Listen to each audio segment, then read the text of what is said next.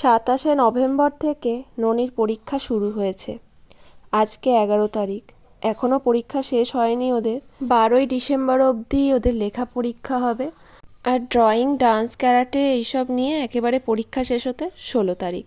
তো এখন ননিকে আমি স্কুলে ছেড়ে দিয়ে রাস্তার ধারে দাঁড়িয়ে একটু কুয়াশা ভেজা মাঠটা দেখছিলাম, বেশ ভালো লাগছিল।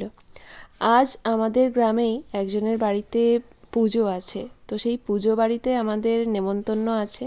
তো সেই জন্য আমি একটু রেডি হয়েছি। না, আজকে আর নিজে নিজে শাড়ি পরার রিস্ক নিইনি, কারণ একটু দূরেই আছে।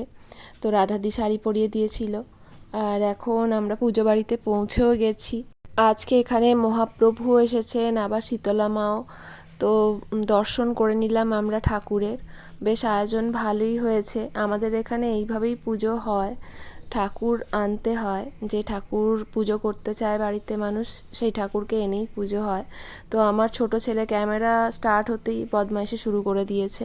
তো এখানে প্রসাদ খাওয়ানো হবে, আমরা খেতে বসে গেছি। আমাদের এখানে অনেকেই কিন্তু এখনও পিওর শালপাতাতেই খাবার পরিবেশন করে, বেশ ভালো লাগে। অনেক কিছুই আজকে প্রসাদে খাইয়েছিল, সব কিছু আর ভিডিও করতে পারিনি কারণ ছোট ছেলে ফোন নিয়ে বসেছিল। আমার তো এরকম প্রসাদ খেতে ভীষণ ভালো লাগে। আপনাদের কার কার ভালো লাগে অবশ্যই কমেন্ট করে জানাবেন। আর আমার ভিডিও ভালো লাগলে একটা সাবস্ক্রাইব করবেন।